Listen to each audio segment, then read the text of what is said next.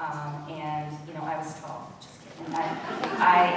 But I was there 15 years ago, and to see the evolution of the ecosystem, the evolution of what's available, you know, there's so much now, it's confusing. And we end up doing more work in pathfinding and helping entrepreneurs find those resources, find those programs, and we also don't want to be doing things that other people are doing. We want to be helping entrepreneurs point them in that direction. But over this 15 years, to see the differences, you know, the focus on women, funds that are directed towards women. But I think the big piece of it too is helping to understand, like, what are the evolving needs of women?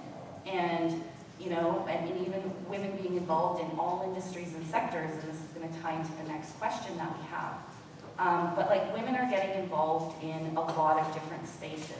And traditional, even things like technology, investing in a technology company or investing in something that doesn't have hard assets to secure against is a very different way of thinking and approaching providing funds.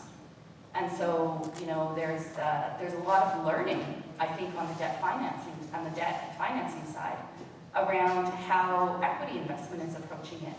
But looking at it from like that flexibility or the way that money can move, but perhaps without the bias. So we can look at it from what have we been doing, what have we been learning, and also what's new and different out there, that we can create more flexibility, more streams of access to the capital in an easier way, and being able to do it together.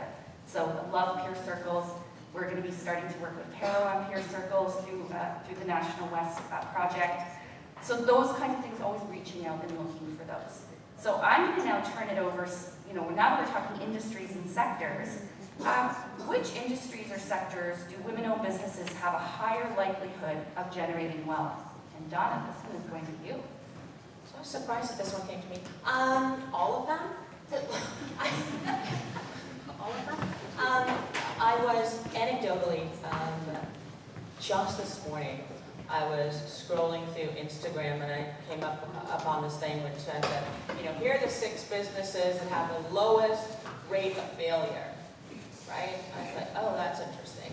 And among them, you know, you see that, you know, real estate was one of them, but laundromats, right? Vending machines and elder care. And I was like, okay, so there were 2 others and I don't remember them.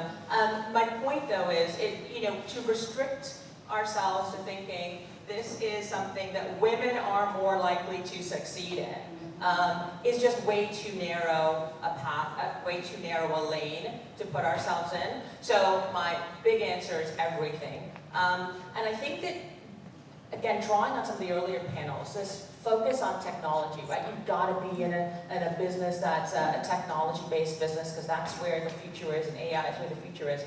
All of us use it. All of us, I mean, just the other day, I saw that whole, Microsoft Copilot come up and say, do you want to try this? And to create a PowerPoint, and I said, absolutely. And like, one of the best PowerPoints, I mean, I had to do some, you know, tweaking. One of the best and it saved me so much time. And so, do I have to be involved in a technology-based company in order to? No, but I can use it as, again, a theme, as a tool to create time, free up time, to do the things that I need to do in business. So, you know, I think that all of them, I don't think that there is a business or an industry that is better for women.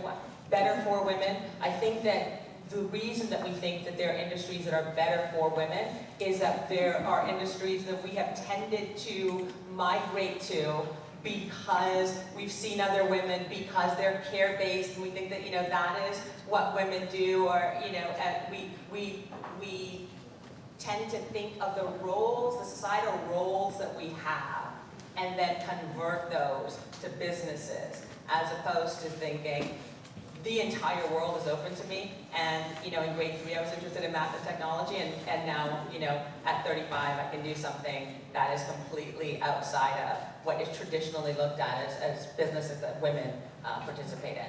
Can I add something though, that just to go back to the last question? I know I'm out of time, but it goes to don't be afraid to fail.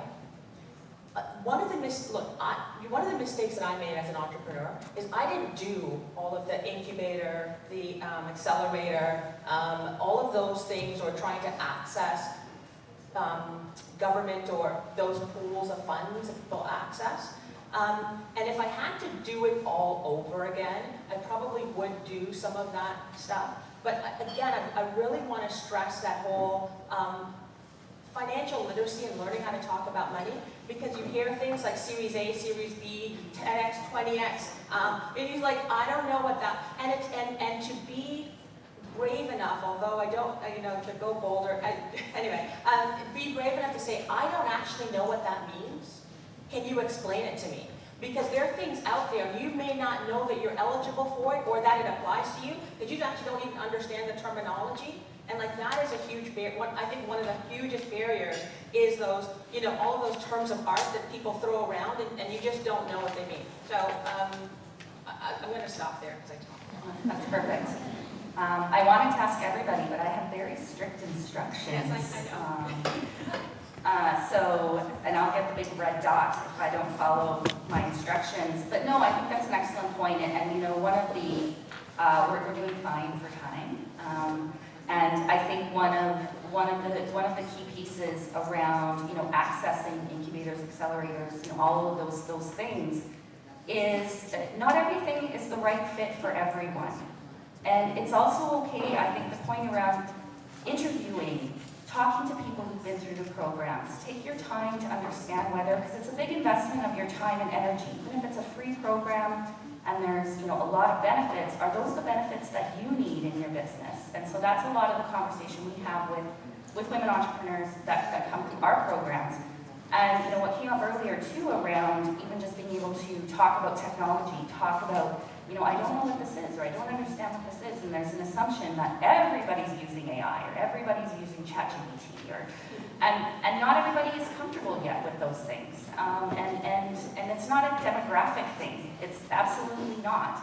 Part of it is that when we have some programs that are peer focused, they're peer cohorts. One of them is specifically around digital transformation. It's around building up digital tools in a business. And it's a cohort of 15 to 20 women. And we're launching it nationally, so if there's anybody that's interested. But the idea is that this is the conversation that you can have in a safe space. To say, let's explore this. Let's talk about what this means. I've tried this, or other people have tried something in their business to success or failure, being able to talk openly about it. Like we invested, one example would be, we invested $30,000 in a website, and it was garbage.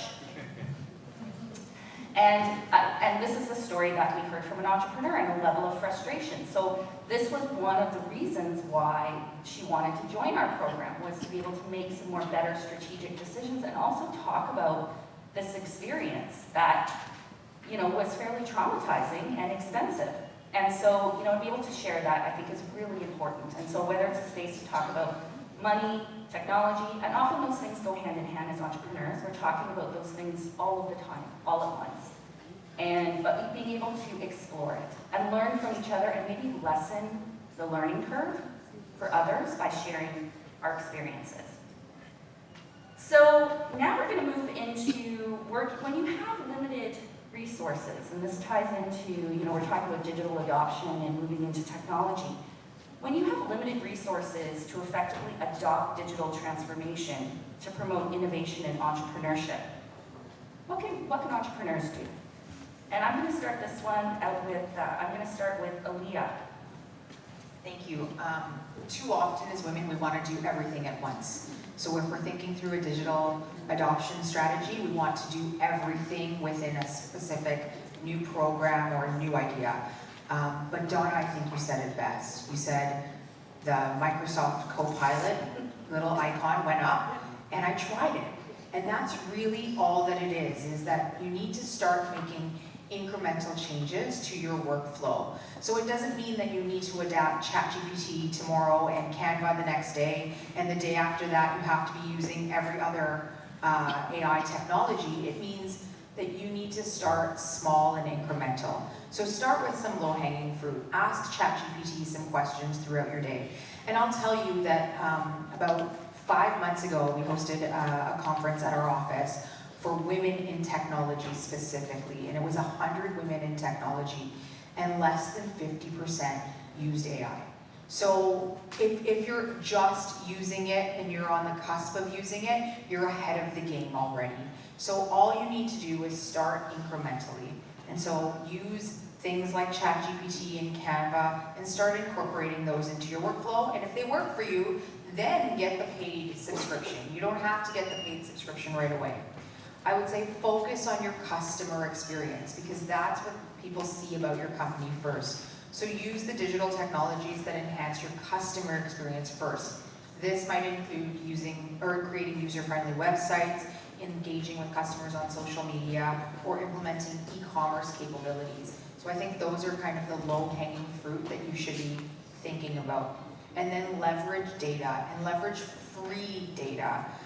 Even with limited resources, you can collect and analyze data and gain insights into customer behavior on things like Google Analytics. So you'll be able to leverage free website tracking and website performance data and customer engagement data.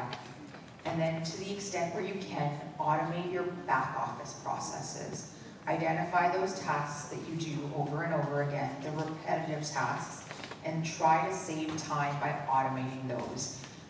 Many affordable automation tools exist that can help you with your email marketing, your social media posting, and your customer service. So I would say start there, start incrementally, don't try to do everything tomorrow, and you will see that baby steps will create impactful results. Thank you very much. And then John. Those are ditto on all that. The back office especially. You don't have to spend time creating invoices. Like, just look at how you're spending your time, and is there a technology that's going to reduce the time I'm spending doing X so that I can focus on what is really core and important to my business. Those were great. I don't have anything to add. Great, thank you. Can I quickly add something after that? Sure, yes. I'm looking, yeah, I'm allowed. Okay. Thank you. I would say a comment was made earlier about the circles that you're in of women entrepreneurs. That's where I learned the most about how to set up our tech stack and create efficiencies on the back end. I learned about Zapier. It's made life so much easier. And just, you don't need to hire expensive consultants. Oftentimes, the very entrepreneurs that are in your community who've been there can add a lot of value in supporting and helping you implement some of these very cost-effective technologies that will save so much time and create efficiencies. Yeah, absolutely. The learning, and because there's so many new things appearing all of the time, that learning and trying things, especially if they're free, but not dangerous, so free, but not going to spam you, are really valuable as well. Great insights, thank you. And I'm just taking a look at the time. Do we have time for one more question? Or do you want me to do the wrap up? Just wrap up? Okay. All right, great. Well, now we are going to move to just closing remarks from our panel. Would love to hear your thoughts just on anything that you didn't get a chance to talk about, what you'd like to wrap up for today, what you're taking away from today, and then we will move to a few questions from the audience. Wonderful. So why don't we start with Anna? Excellent. I think the theme that I've heard all morning is really just about your networks and leveraging your networks. But what I want to leave you with today is just feeling empowered to not only take care of your own venture, your own business, but your own personal financial situation. Feel empowered to ask questions about fees. We find also many women just kind of accept what's presented to them as opposed to looking out and seeing, what would be an average amount of fees that I would pay for this kind of service. Feel empowered to ask questions. Feel empowered to become part of the conversation and start as early as you can.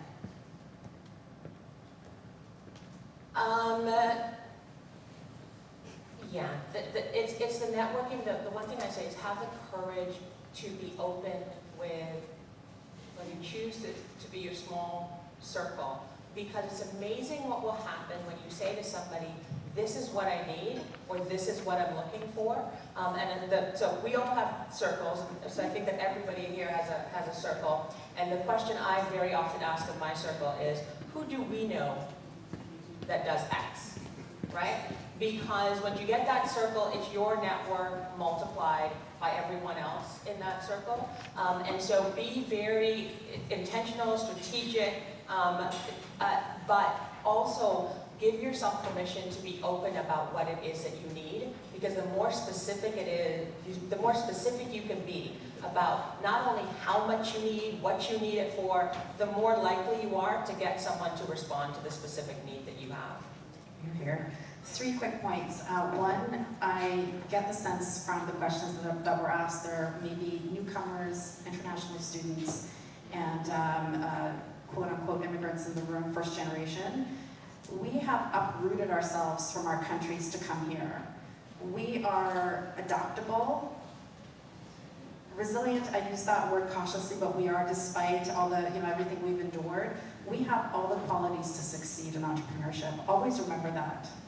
We have what we need, and it's really important to disrupt maybe the biases that come our way within systems that were not created for us within the ecosystem, to remember to disrupt those and do our best not to internalize, to feel that we're not worthy or good enough to do this work, because we are. And then secondly, I would say from what I've heard, they're educating ourselves about the programs that are out there, and as already has been said, tapping into communities. Some of our best advocates in the work that I do are Indigenous, Black, and racialized women that experience our programs. Our philosophy is nothing about us without us. And they're the ones that are introducing us into the organizations. The question about corporate, they're the ones that are introducing us into Black ERGs, into women's ERGs. So our own communities are incredibly powerful. And please remember that. I want to wrap it up with, give yourself permission to fail. Ask questions, be wrong, it's okay, because you are one failure away from success. You really are one failure away from success. Great, thank you.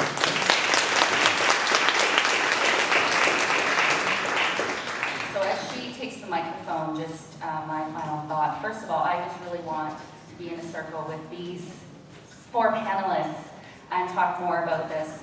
But I really want to thank each and every one of you for taking the time. This, I think, was incredibly insightful, and we want to keep this conversation going. So really looking forward to the question. We get one question from the crowd. We don't want to get you away from lunch. I know that we're between you and lunch. So, question. First, I wanted to start off by thanking all the panelists for sharing their experiences. I'm also a newcomer in Canada. I moved here in 2021. And a few months ago, I started a healthcare startup where we help clinics and hospitals automate their operations using machine learning. So I've noticed that, every time we go to our clients or mentors, we get really good responses and everyone's really excited about our product. But when it comes to applying for grants and funding, it feels like a lot of the times we kind of get lost in the wave of all the online applications. So the question I had is, what can an early stage entrepreneur do to stand out when we're trying to acquire grants and funds?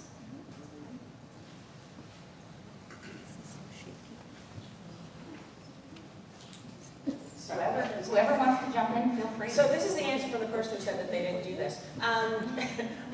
But let me give you an answer from, so one of the other hats I wear is, I'm the vice chair of the Black Opportunity Fund.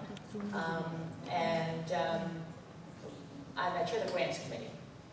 And we're about to launch a $50 million private equity fund too. But what I can tell you about applications, is that as I sort of go through applications, it's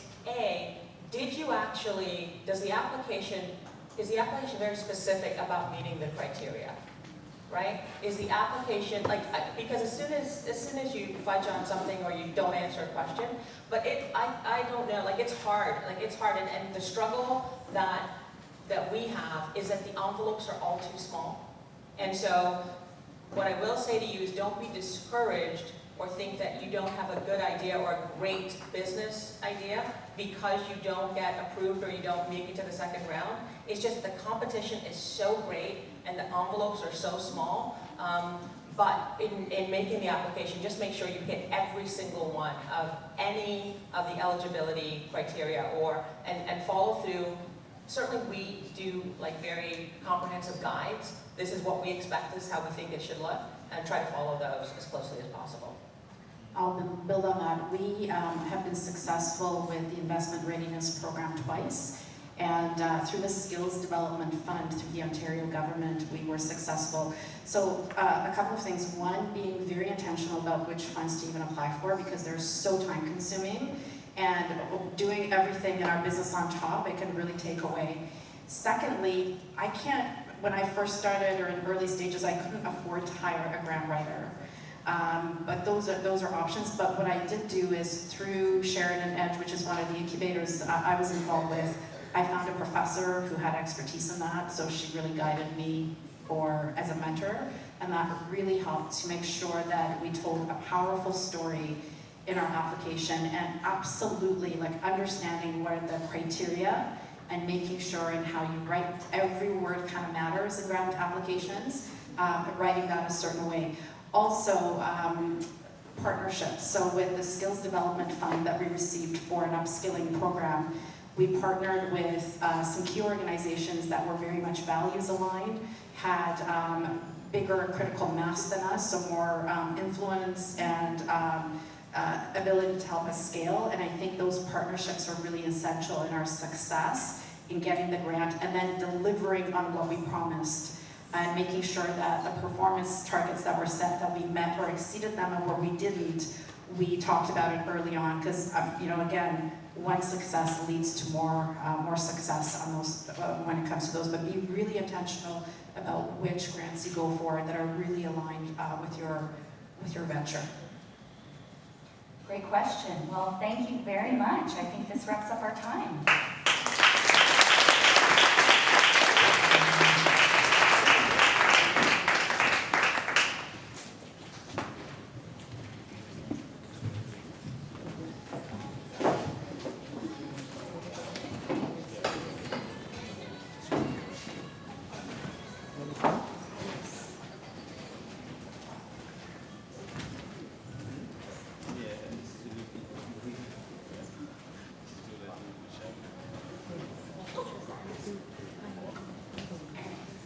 Can I just get another round of applause for our wonderful panelists? Thank you. So, wow, what an incredible journey we've been on together. That was our final panel. Each of the women panelists have painted a picture of unstoppable force that is women's empowerment. We've heard inspiring stories from rising entrepreneurs, explored the transformative power of digital inclusion, and delved into the financial pathways that fuel women's dreams. So now as we begin to wrap up, I have some goodwill messages that will be presented. Get ready to be inspired by a truly remarkable individual. Please join me in welcoming Ark Shola, the partner and founder of Arky Projects, who also serves on the board of Casa Foundation.